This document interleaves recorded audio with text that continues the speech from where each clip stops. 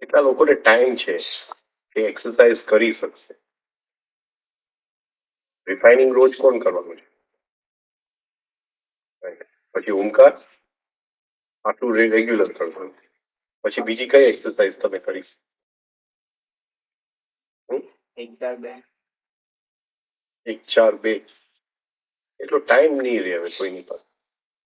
Nobody has time. Exercise તો આપવું.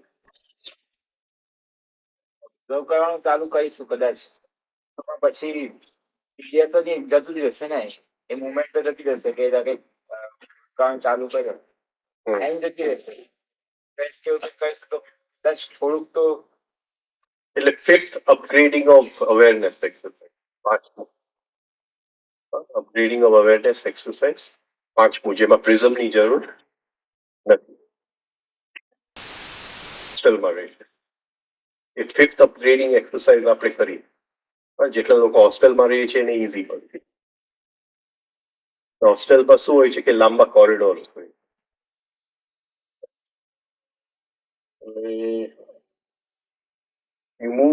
એક સ્પેસ ડિમાર્ક કરી નાખજો કે અહીંથી અહીં સુધી ને અહીંથી અહીં સુધી. એટલે અહીંથી અહીં સુધી જવામાં 2-3 મિનિટ લાગે ને અહીંથી અહીં આવવામાં 2-3 મિનિટ લાગે. એટલે આખી એક્સરસાઇઝ 6-7 મિનિટમાં પતી જાય.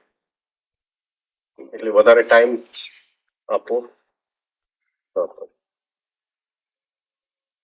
અને યુ હેવ ટુ વિઝ્યુઅલાઇઝ કે આ એક ટનલ છે. આટલું એરિયા જે હાથ બે આમ મૂકું છું સાઈડમાં, એટલે એ એક ટનલ છે.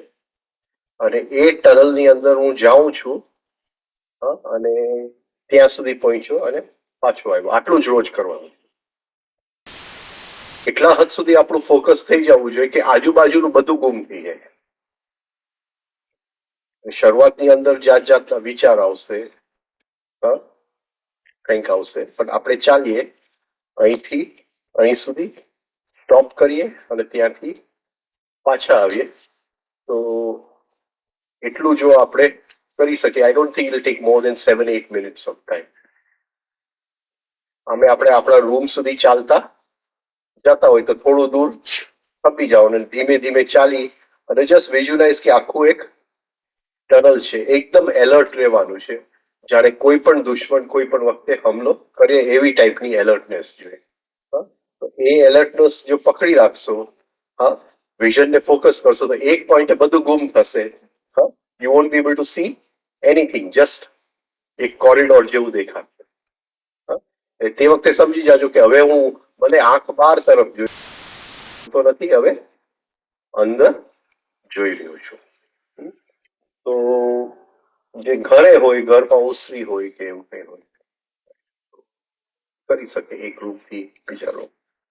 આટલું એક એક્સરસાઇઝ હું એડ કરી દઉં. હું વધારે એક્સરસાઇઝ આપીશ તો કોઈ કરવાનું નથી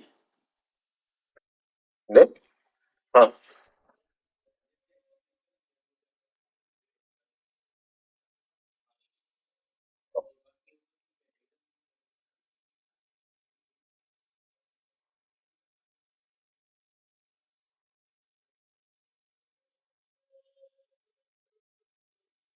એ તો એ લોકોને અપ્લાય પોતે કરવું પડે.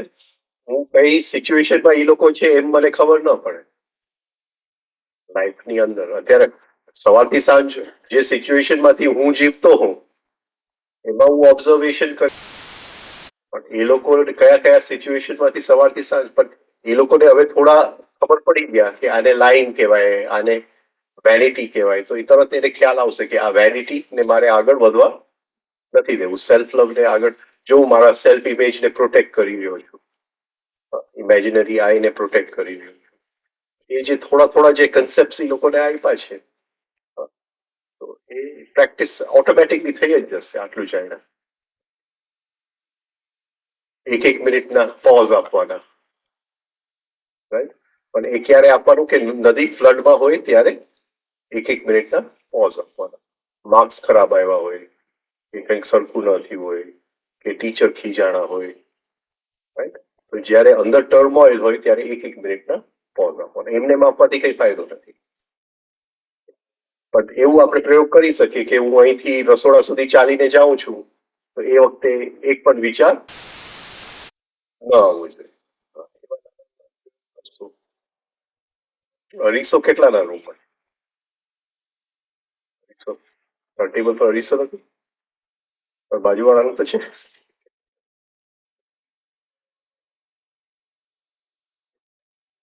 આવવાના હતા તારા માટે અઢીસો.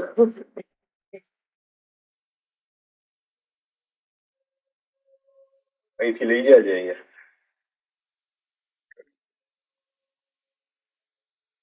એ ડોટ મૂકીને પ્રેક્ટિસ કરો અરીસામાં.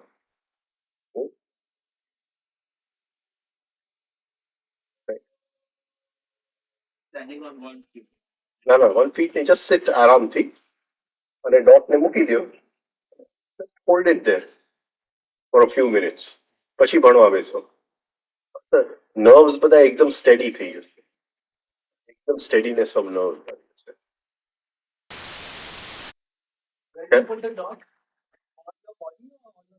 On the mirror, and you sit in such a way that the dot comes exactly here. Then you hold this in here. So the minute you start thinking, this will go like this. So then again you have to hold it. Again some thought will come and this will go like this. So again you hold it. Right? બરાબર છે? એટલે even એક થોડા minute કરશો તો એકદમ સ્ટેડીનેસ of nerves આવી જશે. આટલું તો આપણે કરીએ, પછી બીજું કરશું નેક્સ્ટ ટાઈમ.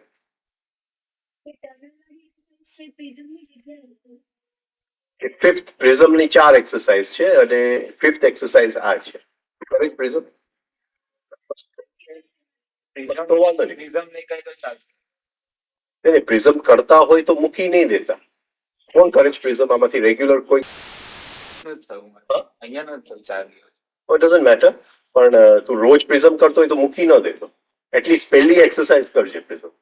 બીજી 3 નહીં કરે તો ચાલશે, પણ પહેલી એક્સરસાઇઝ પ્રિઝમની ચાલુ રાખજે. અને આ fifth exercise of upgrading of awareness, એ બહુ સારી, મેં વર્ષો કરેલી fifth exercise. At times we can blur the vision by focusing on deeper. Like I'm looking at you. At this very instant, I can make you blur, and I can still, if I want, then I can focus on you again.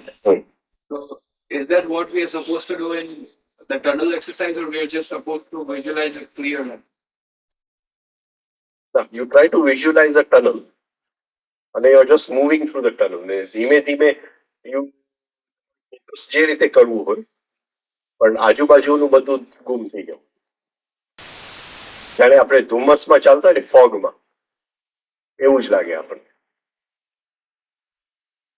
As if you are moving through fog, heavy fog, ધુમ્મસ, right? એટલે બધું ગુમ થઈ જાય. હું તો તમને 5-7 minute કહું છું, આખી બપોર કરતો, એટલે કલાકો સુધી કરતો એક જ એક્સરસાઇઝ.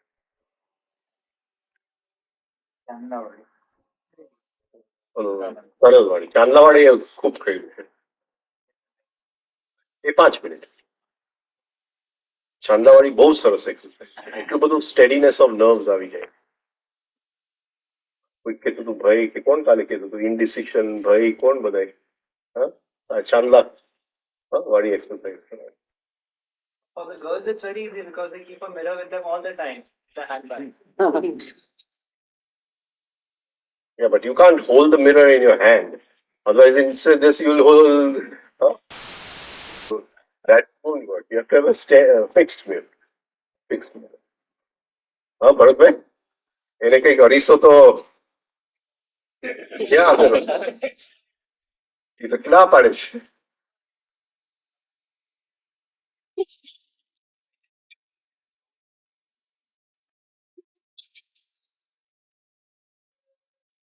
સારી એક્સરસાઇઝ તાવડિયાજી એ લગભગ પહેલા પાનામાં જ મૂક્યું છે. Last page.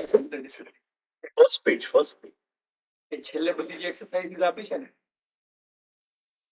એ બ્રીથિંગ એક્સરસાઇઝીસ આપી છે. પહેલા પાના પર છે ને. અચ્છા ઇનર ડિસિપ્લિનના છેલ્લા પાના ઉપર ના ના આખી પ્રેક્ટિસિસ નું જે પોર્શન છે ને છેલ્લે ક્વેશ્ચન આન્સર પછી ત્યાં આપ્યું કે તમારી નર્વસ સિસ્ટમ ને પાવરફુલ કરવા માટે તમે હવે તારે કઈ કેવું હા કે આજે ગુસ્સામાં છે હા ગુસ્સામાં સેન્સ નથી કરતી સેન્સ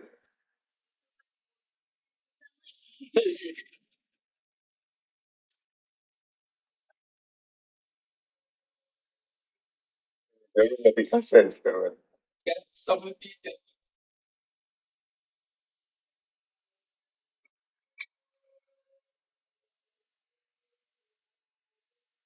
બોલો હવે શું પૂછવું છે હા It is a blessing કારણ કે ગુસ્સા means you've got a lot of energy. Only you have to learn to channelize the energy.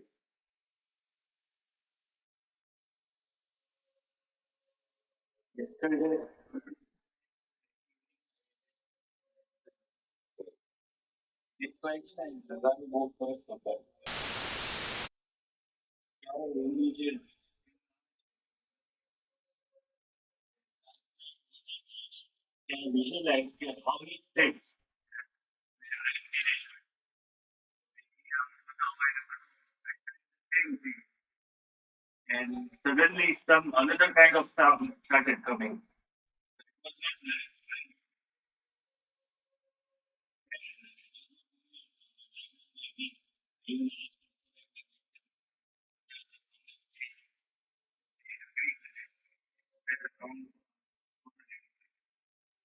And on the contrary, when he started playing, this guy started એ તો સારું હતું.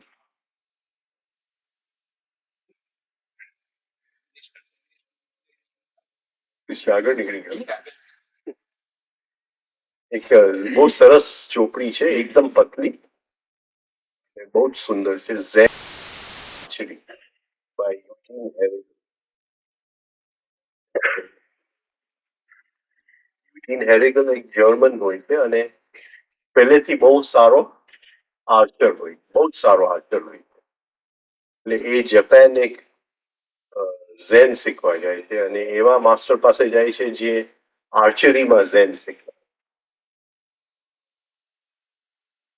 એટલે એ પહેલા જાય છે એટલે તરત જ ઝેન માસ્ટર કહે છે કે તું તો બધા એના એરોઝ બુલ્ઝઆઈમાં જ પહોંચે છે તો ઝેન માસ્ટર એની ઉપર ગુસ્સો કરે છે કે તને કઈ આવડતું નથી એને સમજાતું જ નથી you don't shoot the the arrow must leave you સમજાય જ નહીં એક વર્ષ એ રહ્યો બધી પ્રેક્ટિસ કર્યા કર્યો અને રોજ ઝેન માસ્ટર કે એનું બુલ્ઝઆઈ કે આટલું સારું હું શૂટિંગ કરું છું પણ છતાંય આ ઝેન માસ્ટર કેમ મને નથી હજી પછી થાકી ગયો એક વર્ષ પછી એને નક્કી કર્યું કે હવે જર્મની મારે પાછું જવું છે થાકી ગયો છું આ બધા એટલે છેલ્લો દિવસ હતો એને જવાનું હતું એને મૂક્યું કે હવે હું કોઈ દિવસ આ ઝેન માસ્ટર શું કહેવા માંગે છે મને ખબર નથી અને છેલ્લે બેઠો હોય છે અને ઝેન માસ્ટર બીજા સ્ટુડન્ટ્સને શીખવાડતો હોય છે અને પછી એને ખ્યાલ આવે છે કે જે રીતે એ બાણને ઉપાડ્યું જે રીતે એને તીરને એક કે એના એક્શન્સની અંદર આગ્રહ નતું ટોટલ રિલેક્સ્ડ એક્શન્સ, એટલે જાણે કે એક આમ સોંગ હોય ને એવી રીતે. પછી એ એરો મૂકતો નથી, એમાં કોઈ there is no thought inside કે મારે આ એરો મૂકવો છે આની ઉપર. એ એરો ઓટોમેટિકલી ત્યાં મુકાઈ જાય છે અને એરો એ છોડતો નથી, એરો એની મેળે તૂટી ને પહોંચે છે. અને એ જોઈએ છે એ વસ્તુ અને એને ખ્યાલ કંઈક એની અંદર બદલાઈ જાય છે એ જ મોમેન્ટે એને. એટલે એ તરત જ જઈ અને બોટ એરો ઝેન માસ્ટરના હાથમાંથી લઈ ગઈ છે અને મૂકે છે અને એરો એની મેળે છૂટી જાય છે. અને એને ખ્યાલ આવે છે કે અંદરની સ્થિતિ આખી બદલાઈ ગઈ, whole chemistry change. I mean total silence inside. એક જાણે સેન્ટરમાં હું ઊભો છું અને હું નથી કરતો, હું ખાલી જોઈ રહ્યો છું ને આ બધું થઈ રહ્યું છે. અને ઝેન માસ્ટર કહે છે નાવ યુ ગોટ ઇટ. આવું છે બધું. પ્રેક્ટિસ જો એવી રીતે તો પ્રેક્ટિસ કરી શકે. આપણે જસ્ટ જોવા વાળા છે અને નગારા વાગે છે.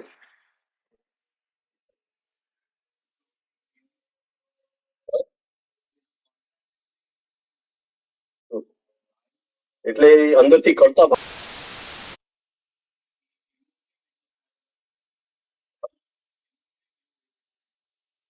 થાકેલો હશે.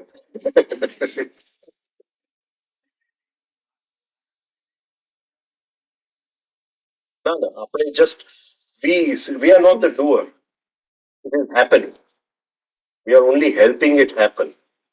એ રીતે જો વગાડીએ ને તો સંગીત જુદું જ નીકળે. In everything, all art form. First પહેલી વસ્તુ અંદરથી ખાલી થઈ જાય, થોટ્સ બધા શાંત થઈ જાય, શ્વાસ રિધમમાં આવી જાય અને પછી જાણે કે કોઈક એનર્જી આપણા થ્રુ ફ્લો હોય, just a dance of energy, અને આપણે આપણું કામ કરવું.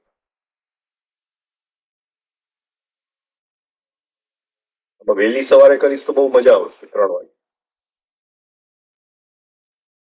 બાકી બધા એના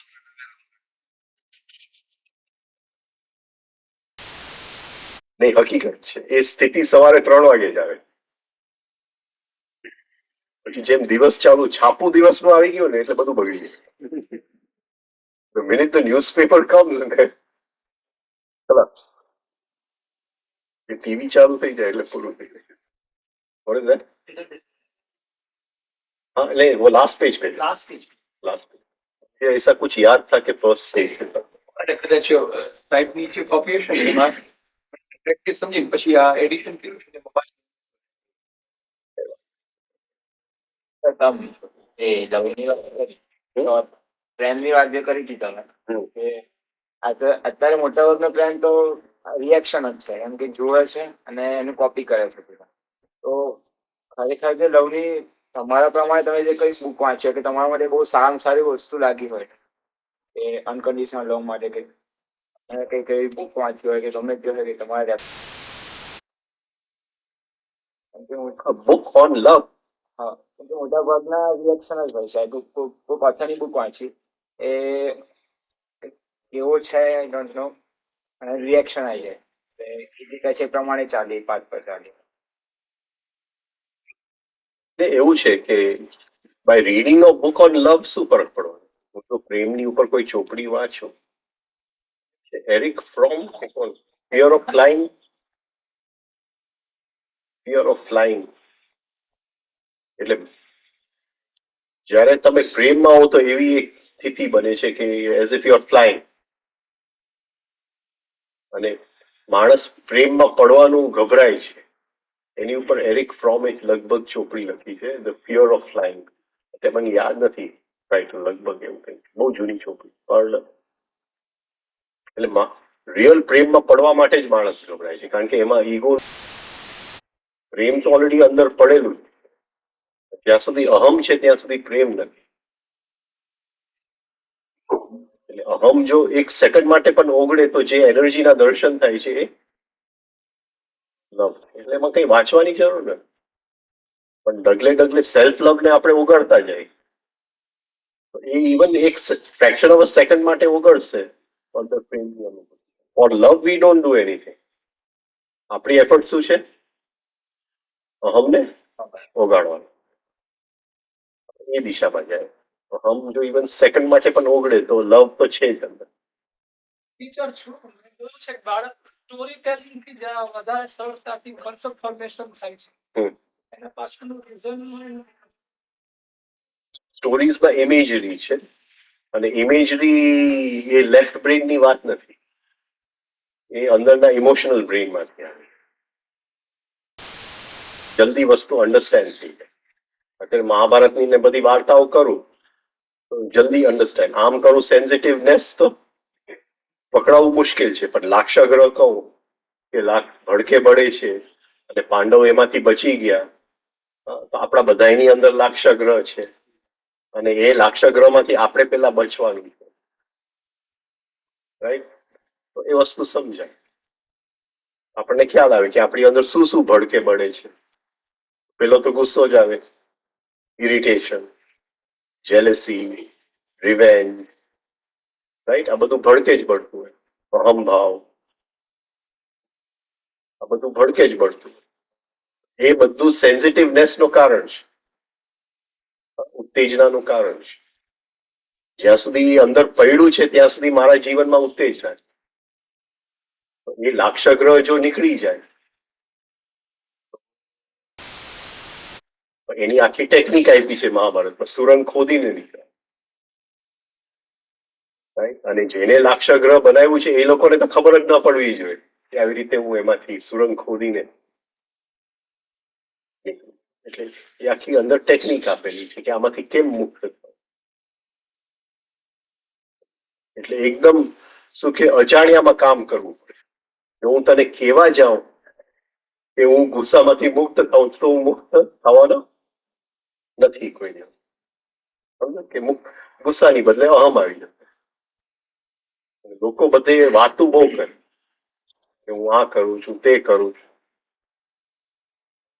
એટલે પાછું સેન્સિટિવનેસ આવી જાય. પણ એ અજાણ્યામાં સુરંગ ખોદીને બહાર નીકળવું, એ આખા લાક્ષાગ્રહનો પ્રસંગ છે. પછી એમાંથી એ લોકો પછી જે જાય છે ને એ અમુક ટ્રેનિંગ એ લોકોને મળે છે, પણ અત્યારે મને યાદ નથી બધા. બહુ સુંદર પ્રસંગ એ લાક્ષાગ્રહમાંથી નીકળી અને છેક દ્રૌપદી સ્વયંવર સુધી જે પાંડવો જાય છે એ જુદા જુદા ક્લાસમાંથી ટ્રેનિંગ લેતા જાય છે, જુદા જુદા તબક્કા. આ પહેલી વસ્તુ છે સેન્સિટિવનેસ ટુ સેન્સિટિવિટી. એ તાવડિયાજીનો એ પહેલું લેક્ચર એ જ છે, સેન્સિટિવનેસ અને સેન્સિટિવિટી. એને ત્યાંથી જ શરૂઆત કરી જયારે એને ચાલુ કર્યું કે જ્યાં સુધી ભડકે બળે છે ત્યાં સુધી કઈ સાધના નથી કરી. બોલો.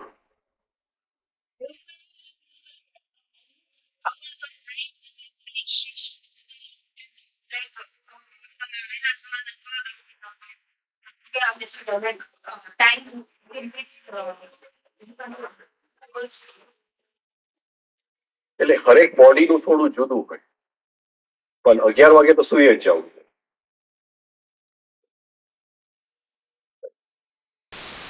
થોડું જુદું હોય, સુઈએ ને તો પછી થાકેલા હોય. બીજું કે કોઈ પણ એક્સરસાઇઝ સરખી પછી નથી થતી. એ એનર્જી જે આપણને જોઈએ છે આપણા વર્ક માટે, એ એનર્જી સ્લીપમાંથી જાય. એટલે સ્લીપનું એક રેગ્યુલેશન થવું જોઈએ. રોજ બોનફાયર નહીં કરો. હોસ્ટેલમાં કેટલા વાગે સુઈ જાઓ? કેટલા વાગે સુઈ? શું કરતા હો? રોજ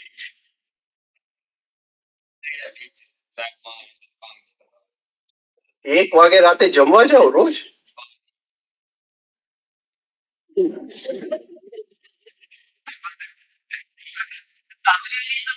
disciplines written very clearly about sleep. The different classified sleep into different categories.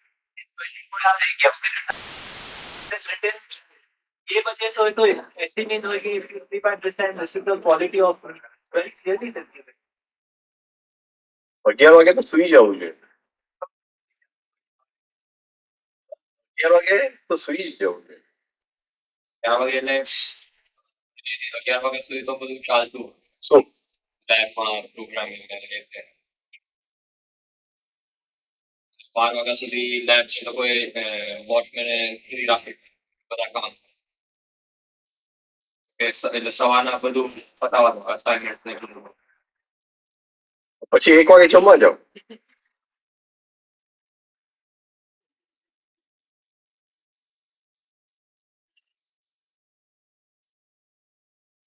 Once in a while હું સમજુ, પણ રોજ કરે તો યુ ઇન્વાઇટિંગ ડિઝીઝ ને.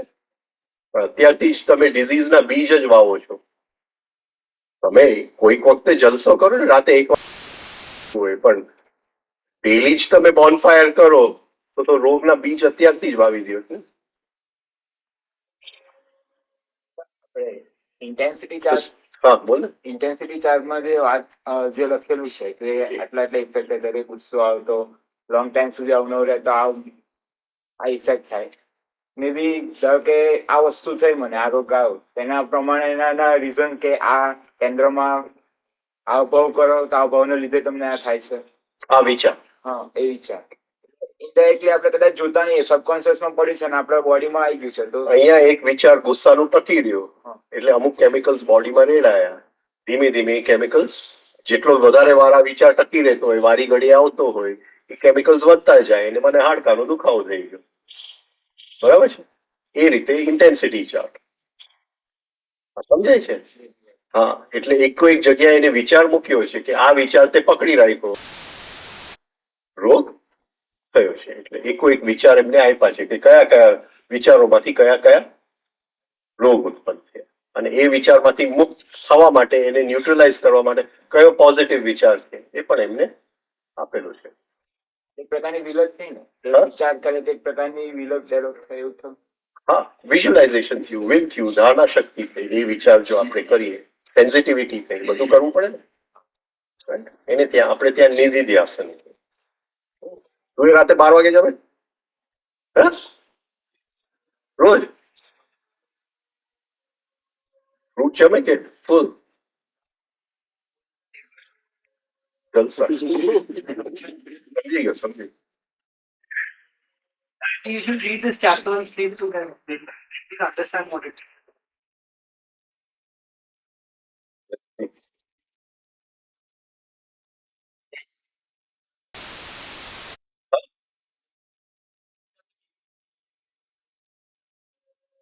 એટલે હા,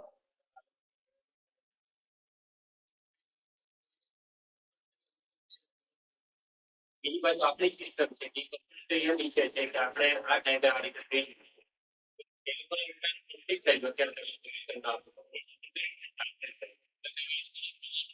સિસ્ટમમાં રહીને ભણવાનું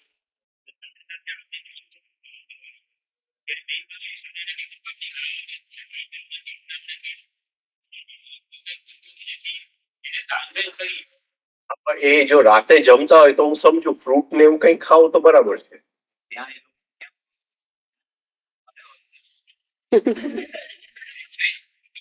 પડે 12 વાગે એટલે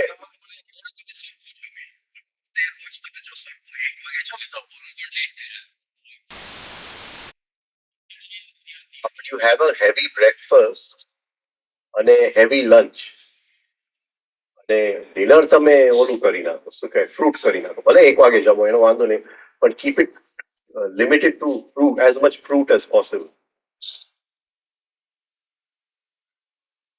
ને. કારણ કે અત્યારથી તમે રોગના બીજ વાવતા જ જશો તો એટલે એવું નથી. મારી એ લાઈફ આવી જ હતી, પણ ઓફકોર્સ હું ભણતો નતો.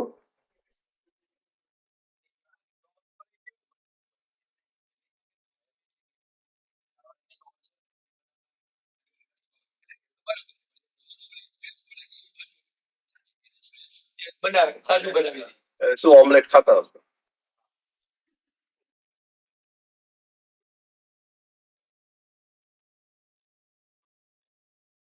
20 વર્ષ સુધી તો છૂટ આપી તમે એટલે જમવાની છૂટ આપી છે. હા હું તો શું કહું છું કે અત્યારે આમ જે લાઈફ એ લોકો કરી ગયા છે એ વખત હું પણ જીવી ગયો.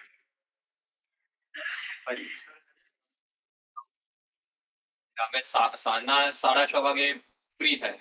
હમ. એની પછી થોડું સ્પોર્ટ્સ ને એ વાપરે. હા, સમજી ગયો, પણ at night don't eat a heavy meal. That is all I am trying. and eat two heavy meals. Have a heavy breakfast and a heavy lunch. Breakfast તમે 9 વાગે કેટલા વાગે ખાઈ શકો? હા, તો એ વખતે તમારું ઓમલેટ ખાઈ લો. જે કેટલા 2 એગ નું ઓમલેટ ખાઓ કે 4 એગ નું omelette? King Kong 12 dozen egg ખાતો.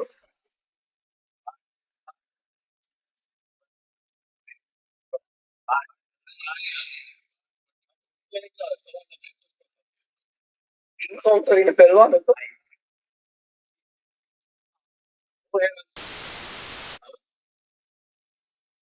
એ 144 એગ ફોર બ્રેકફાસ્ટ.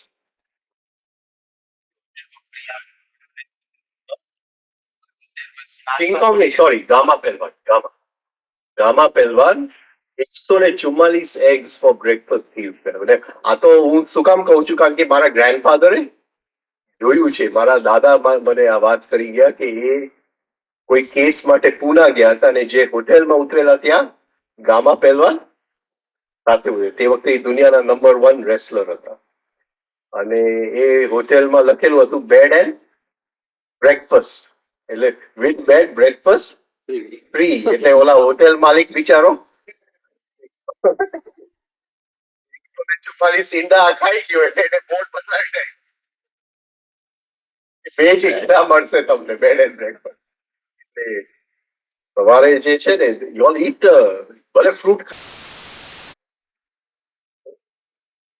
અને એક મિનિટ રિફાઇનિંગ કરીને શું, તો ક્વોલિટી ઓફ સ્લીપ એકદમ સારી. તો રિફાઇનિંગ ન કરો તો એ 3 કરો એક મિનિટ, જે પહેલી 3. પછી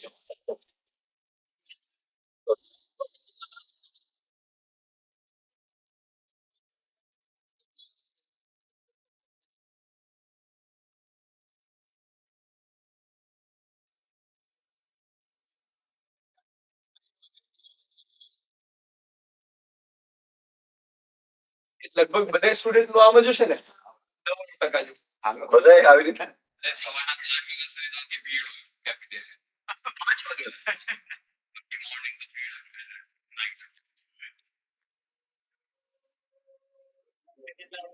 સર કોલ સેન્ટરમાં જોબ કરતા હોય એનું પણ આ જ છે.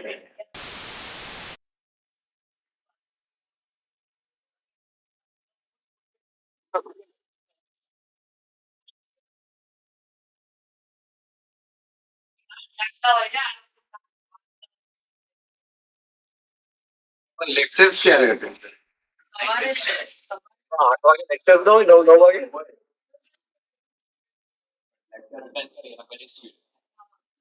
પછી લેબ ટાઈમ ઉઠે, લેબ અટેન્ડ કરે, પછી લંચ કરે, રાતે સાંજે 6-7 પછી સુઈ જાય.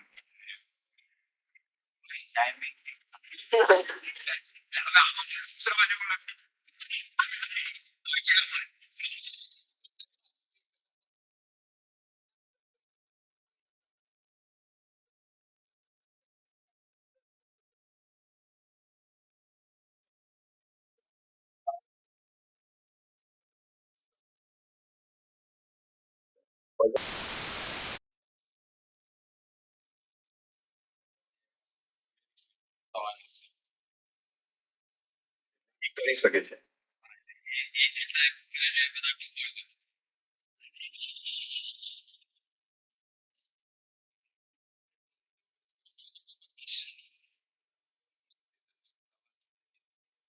એ 11 વાગ્યા પહેલા સુઈ જતી.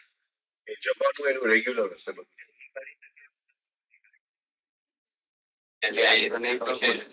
The other problem with boys generally કે એ લોકોના ફ્રેન્ડ હોય ને સુવા ના 11 વાગે ખાટલા હોય ને તો પાટા મારી દે.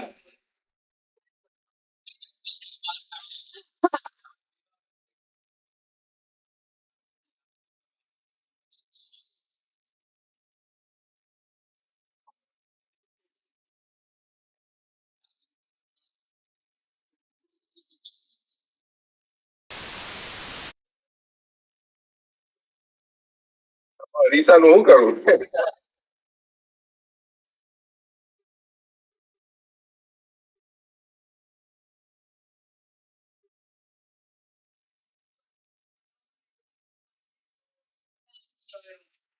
તો ઘરે રહે હોસ્ટેલમાં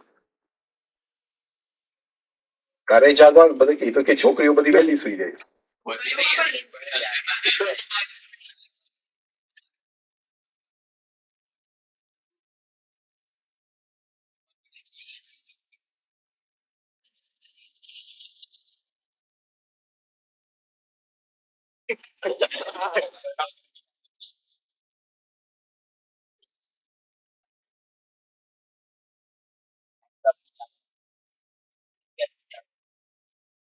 નહીં એવું હોય કે છૂટી આવ્યા હોય ને પછી બધા મસ્તી કરે કે આમ તેમ ફરવા નીકળ્યા કે whatever. પણ પછી રાત પડે પછી બધાને યાદ આવે કે ચલો આ કરવું.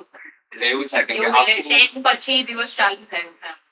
આખો દિવસ બિઝી હોય સવારના તમે 8:30 થી જાઓ ઇવનિંગ 6 o'clock ફ્રી થાઓ એકદમ ફ્રી પછી બધા ફ્રી ટાઈમ મસ્તી કરે ને એવું 10 પછી પોતાનું 9 થી તો ભણવાનું ને લેબ જોઈ લે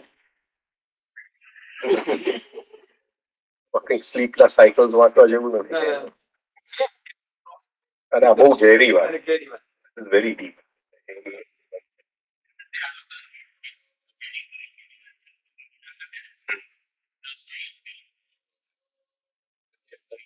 એટલું હું જાણું કે લેટ નાઇટ જમો તો જેટલું ફ્રૂટ ખાઓ એટલું બેટર તમને પણ હવે એવું નથી વેરાવળમાં એક શું કહેવત છે વેરાવળના લોકો ત્યાં વેરાવળમાં ટાવર છે ને તમને ગાંઠિયા અને મળે રાતે એટલે એમ કે રાતે 2 વાગે ગાંઠિયા ખાઓ એટલે કોઈ દી માંદા ન પડે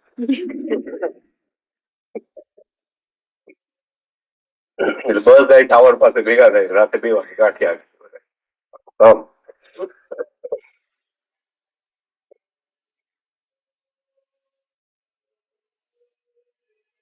અમારે ત્યાં રાજકોટમાં પણ એક સૂર્યકાંત કરીને હોટેલ છે ને 365 ડેઝ છે ને હર રોજ ખુલ્લી હોય રાત પણ બંધ હોય ત્યાં બધા ચા પીવા જાય એ હોટલનું કેટલા વર્ષોથી શટર બંધ જ નથી. It is open 24/7. ક્યાં It's 27 years. Address ખબર છે? સૂર્યકાંત famous છે. થેપલા સારા મળે તમે રિક્ષા વાળાને કહેશો તો એ સૂર્યકાંત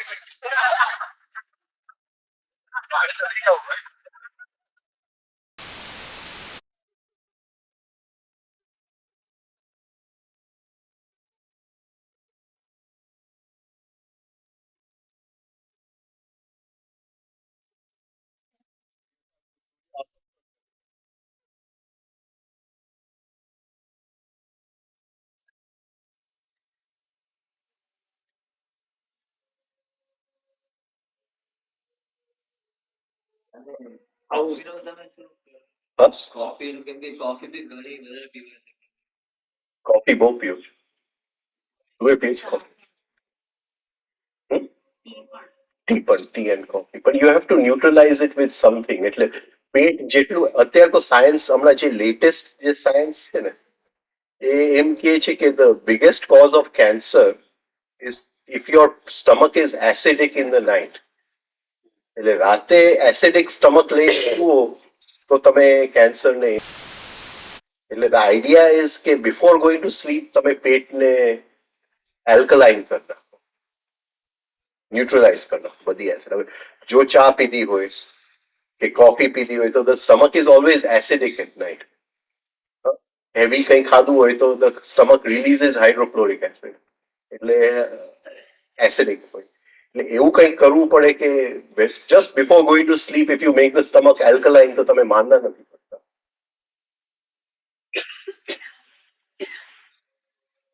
સમજે એટલે something you have to take કંઈક એવી વસ્તુ લેવી પડે કે રાતે એલ્કલાઇન થઈ એની માટે શું શું આમ લઈ શકાય સાથે એ લોકો ફ્રૂટ વાળો ખુલ્લો હોય ખાલી 6 વાગે બંધ થઈ જાય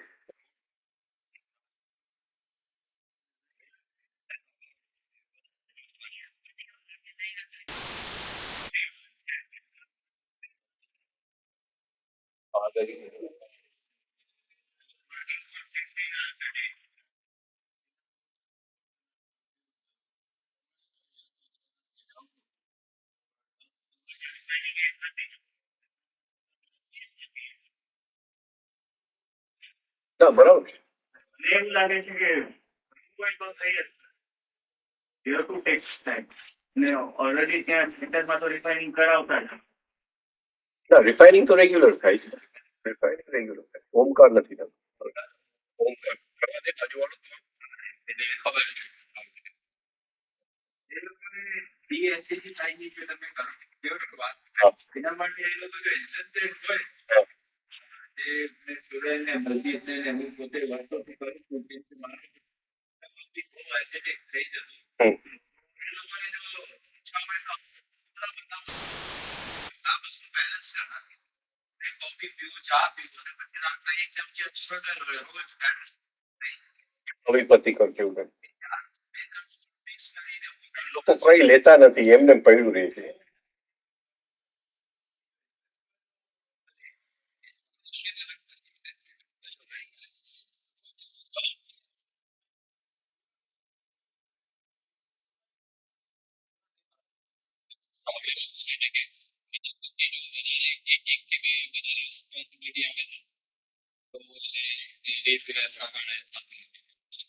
બરાબર, પણ એટલીસ્ટ આટલું તો તમે વિચારી શકો ને કે before going to sleep my stomach is not acidic.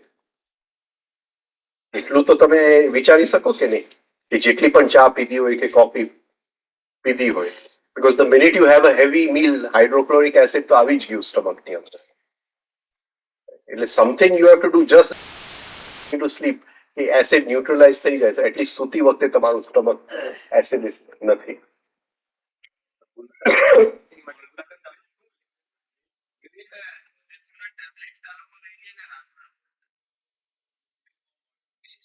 Gulkand લેવાય, ગુલકંદ એક ડબ્બી ગુલકંદ સે ડેસ્ક ઉપર રાખ્યું હોય તો રાતે લાસ્ટ થિંગ એક ચમચી લઈને સુઈ જવાય કે ન સુઈ જવાય, તો એ બધું એસિડ ન્યુટ્રલાઇઝ થઈ જાય.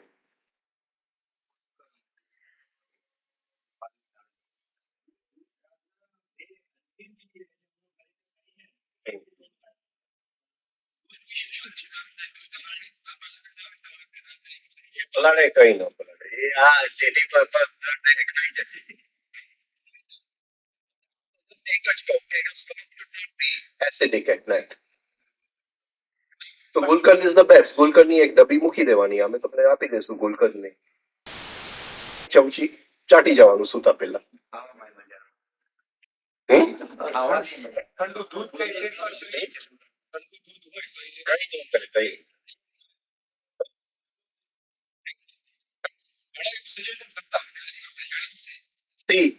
મિલ્ક અને એસિડ જે રિલેશનશિપ છે ને એ ઇન સ્મોલ અમાઉન્ટ.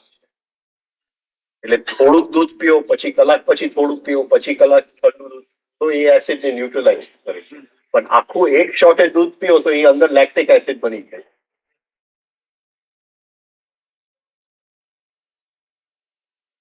આટલું કરો ને, છેલ્લી વસ્તુ કે ભાઈ at least my stomach is alkaline when I go to. At least તમે લકી છો, ગુજરાતમાં છો, બીજા કોઈ પ્રાંતની અંદર હો તો they also drink at night also, તો વધારે એસિડિક થઈ જાય.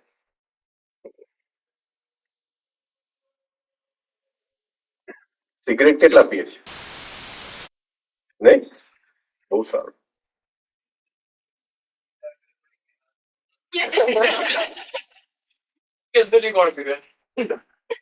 બહુ સારી વાત. ઈચ્છા નથી થતી સિગરેટ પીકિંગ કરવા.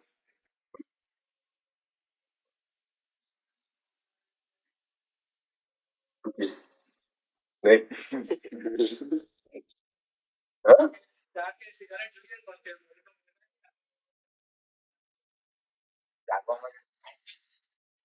coffee is enough. Tea કે coffee is enough, but don't go to cigarettes. Coffee કરતા ચા પી તો સારું ને એ લોકો.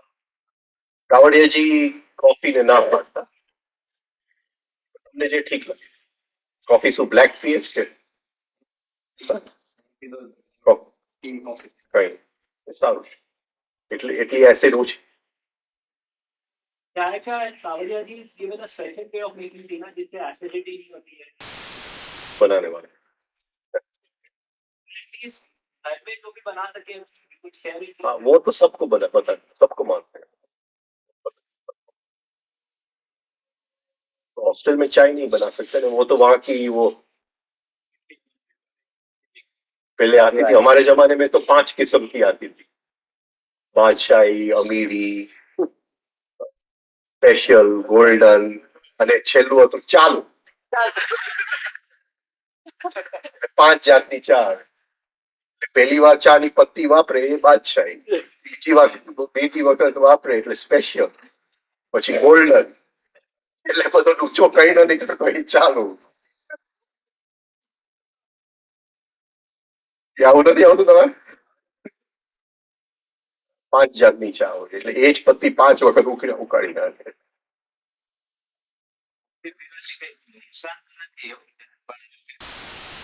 એનાથી કોઈ ફાયદો નથી. પણ મારા પોતાના ઓલા મેં જોયું છે કે જ્યાં હેડેક આવે છે ને ત્યાં કોફીથી થોડું હેડેક ઓછું થઈ જાય. ઘણું. રિસર્ચમાં એક એવું છે કે વર્ષ સાથે brain stimulus Long coffee. It gives you a high and then you go into a low. એટલે then એ low માંથી પાછો નીકળવા માટે ફરીથી કોફી પીવી.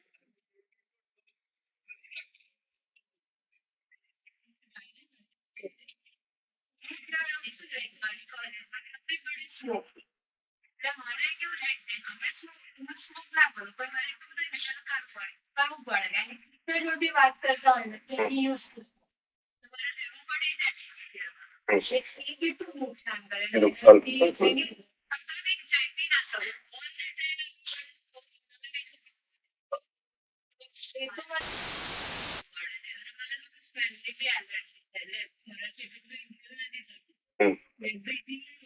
અમુક દવા તને આપું, હા, જે નિકોટીનના ટોક્સિન્સ ને ન્યુટ્રલાઇઝ કરે.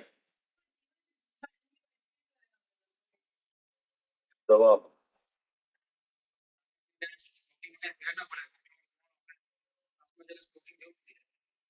ને ઓલું તો આપણે ઇનહેલ કરીએ, આ તો આપણે જસ્ટ બ્રીથ ઇન કરીએ છીએ. ઓલું ઇનહેલ તો એક સીધું બ્લડ ની અંદર એક થઈ જાય. એ જેવું અહીંયાથી ઇનહેલ કરે ને એને પોતાને ખ્યાલ આવે કે આ મારા બ્લડમાં આવી ગયું ને બ્રેઇન સુધી પહોંચી ગયું.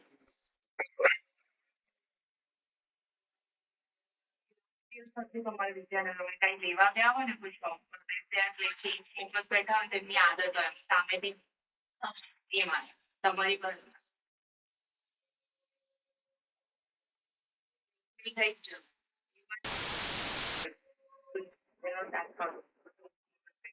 એવો બોર્ડ મૂકી દેવા, smoke but don't inhale.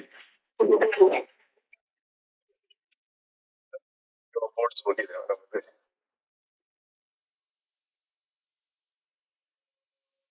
No, otherwise you could, if you inhale, don't exhale. એ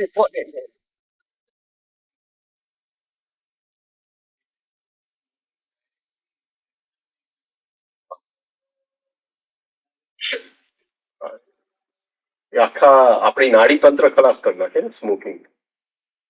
એટલે આટલું કરી લેજો કે રાતે આપણે ગુલકંદની વ્યવસ્થા કરી લેજો, એટલે એક ચમચી લઈને સુઈ જાઓ. ફ્રીજ વગર માખણ ક્યાં થાય? રાતના બોલવાની આદત ઊંઘી ગયા પછી Actually મને તો ખબર જ નથી કે હું શું બોલું છું પણ બીજાને ખબર પડે કે ભાઈ બોલે છે એ દિવસ ના થાય તો એના માટેનું કોઈ પર્ટિક્યુલર રીઝન હશે કે એક્સરસાઇઝ કરીને સુઈ જા. આમ તો ઊંઘવાનું તો મારે 5 કલાક જ થાય 4-5 કલાક એવું નથી કે ભાઈ એક મિનિટ એક્સરસાઇઝ કરીને સુઈ જા. જીબરિશ ખબર ને? જીબરિશ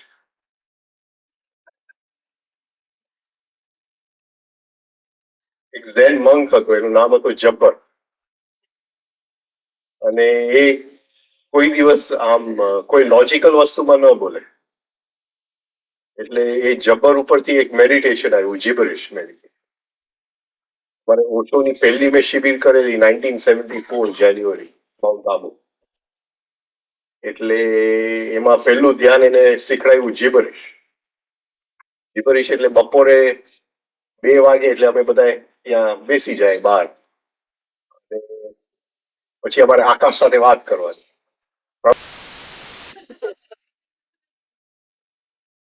એટલે બધા કરતા હોય શિબિરમાં 150-200 જણા જે આવ્યા એ બધા સારા સારા લોકો. એટલે એવું એ નહીં કે વિજય આનંદે મારી બાજુમાં જ બેસીને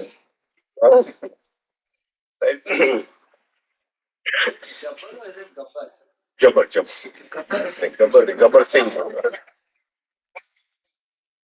ગબ્બર में से गड़बड़ और जब्बर में से जिब्रिश.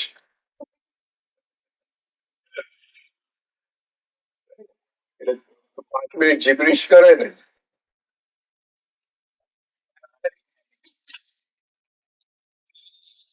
એક્સરસાઇઝ કરવી છે ને એક્સરસાઇઝ 3 મિનિટ્સ ઓલરેડી બધા કે છે કે આ ક્રેઝી છે કેમ કે આઉટડોરમાં કરે છે ને તો કારણ કે કોઈ કરતું ના હોય કોલેજમાં ને બધા એવું કરે મોર્નિંગમાં કરે તો ફૂકમાં તો ઉઠી જાય તેને ખબર પડી જાય એક્સરસાઇઝ કરે ગમે તે ધીમે ધીમે તો ફૂક જાય નહીં ફૂલ બ્રીથિંગ કરવું પડે અવાજ કરતો ઉઠી જાય ખબર પડી જાય એટલે આ તો પડી જ ગઈ છે કે ભાઈ આ વ્યક્તિ આવો જ છે ગામ સાજી ના બધે બધું કરે છે આવું કરશું તો વધારે થાય છે કે રાતના બોલાય આ પછી મેડિટેશન કરું છું હું તો સાવ એવું કે 12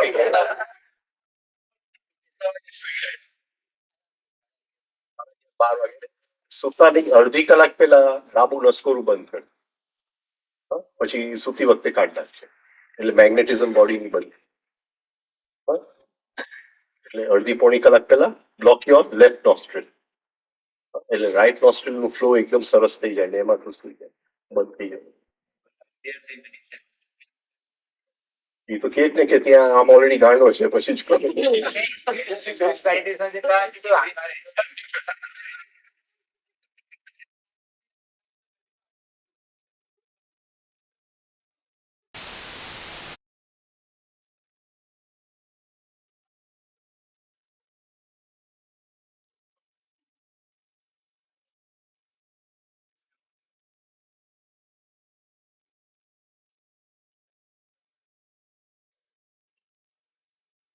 તો આમ શ્વાસ લીધું 5 સેકન્ડ રોક્યું 10 સેકન્ડ રોક્યું 20 સેકન્ડ કાઢ્યું એ 1-4-2 એ પ્રાણાયામ કરીને સુઈ જાવ. At least you all can take a deep breath. અચ્છા આ જે એક્સરસાઇઝ છે ટેકિંગ અ ડીપ બ્રેથ અને હોલ્ડિંગ એ જમતા પહેલા પણ કરી લે. સપોઝિંગ તમે જમવા બેઠા 10 સેકન્ડ હોલ્ડ કરીને પછી જમવા બેસી ગયા તો એબ્સોર્પ્શન ઓફ ફૂડ ઘણું સારું થાય. રાતે બહુ મોડા સુધી છે એટલે નહીંતર એમ થાય કે જો મોડું જમે છે એટલે નહીંતર જો થોડું વહેલું જમી લેતા હોય તો પછી રાતે સીધા જઈને જમણા પડખે સુઈ જાય ને તો આ એસિડની ક્વોલિટી ઓછી થઈ એસિડ માટે આપણે ગુલકંદ કરી દઈએ. જાય. બેસ્ટ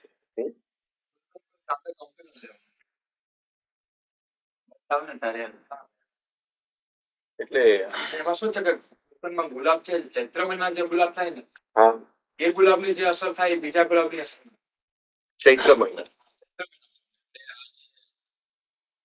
એક બે ફાર્મસીના ગુલકંદ સારા આવે છે મને ખબર નહીં મેં ઘણા બધા ખાધા પણ પાલીતાણાનું સૌથી વધારે સારું.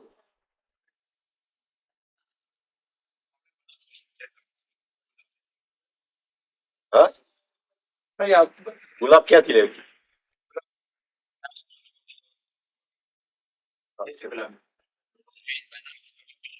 સાકરમાં બધા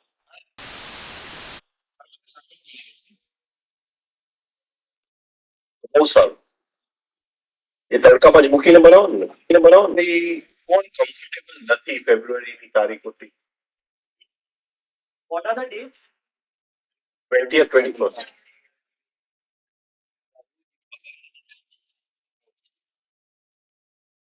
જઈને ખબર પડશે.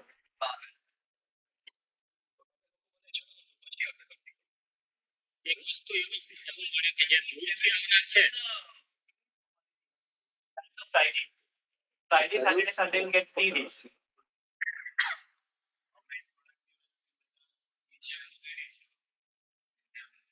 શું હા એ તો કરો એમાં શું વાંધો એટલે નાના વેઇટ ઉપાડવાનો મોટું વેઇટ લિફ્ટિંગ નહીં કરવાનું એવી રીતે આમ શેપ નહીં લઈ આવવાનું. એ શેપ એક વખત આવી ગયું પછી એની અંદર જે કઈ સંસ્કાર હશે એ ફ્રોઝન થઈ ગયું. પછી આ લાઈફમાં એ સંસ્કારથી મુક્તિ નહીં મળે.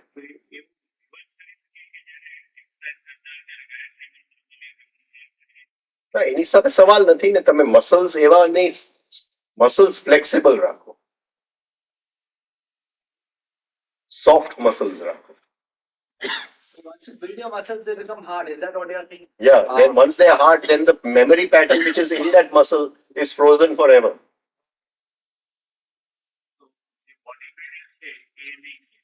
બોડી બિલ્ડિંગ આપણે નથી કરવું. બોડીને સફળ રાખવું. સફળને શું કહેશું? એકદમ લચીલું. હા, બીજું એક એમાં એવું, સોફ્ટ રાખવું. બીજી એક વાત એવી છે કે અમુક પ્રકારના વેઇટ લિફ્ટિંગ અને એક્સરસાઇઝના કારણે છે ને અમુક પાથવેઝ બ્રેક થઈ જાય છે બ્રેકના, પછી ક્યારેય જોડાતા નથી. જેવું યોગાસન એ ટાઈપનું એવું એક જગ્યાએ એમણે નોંધેલું છે કે બહુ જાજો સમય હઠયોગ કર્યો હોય તો અમુક અન્ડરસ્ટેન્ડિંગના માઇનોર પાથવેઝ પછી ખુલતા નથી. That's why Hot Yoga, they never emphasize on building muscles. It's a total body workout. Internal organs are worked out. I've been doing Iyengar yoga for some time.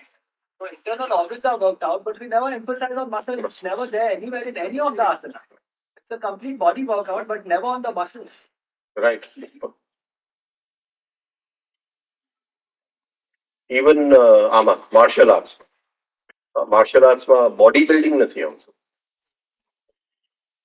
થોડા વેઇટ્સ કરો, વધારે પડતા waits નહીં કરવા. Spring જે છે એ વધારે પડતું નહીં કરવાનું, પછી આનું આખું શેપ થઈ જાય. Body weights કરીએ, like without any external weights, આપણે જે dips મારીએ, pull-ups, all that is fine. Again, squats is again a very typical form. Squats જે છે એ ઓછા કરવાના, જેટલા આમ કરવાના, પણ વધારે પડતા સ્ક્વોટ્સ નહીં કરવાના. હવે જે પુશઅપ્સ છે એ અમુક લિમિટમાં કરવાના.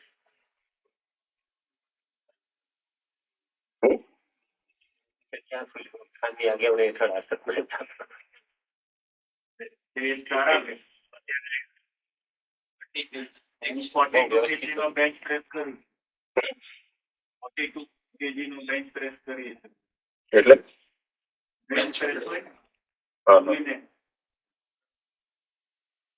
હા, એ થોડું કરો, ડોન્ટ ઓવરડુ ઇટ. મસલ્સ ને સફલ જેટલા રહેવા દેશો એટલું સારું. એટલે તાવડિયાજી કહેતા હતા એવું એ નથી, ઓશો પણ આ જ વાત કરતા હતા, અને બધાએ આ જ વાત કરી. કારણ કે ઓલ આર સંસ્કાર્સ લાઈ, મેમરી પેટર્ન્સ લાઈ ઇન ધ મસલ્સ. જેવું મસલ એટલે એ મેમરી પેટર્ન કાયમ માટે થઈ ગઈ.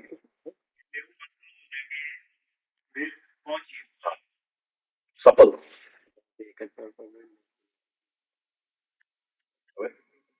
બોલો. ઓકે, ચલો ભરતભાઈ, ગાયત્રી કરી લે.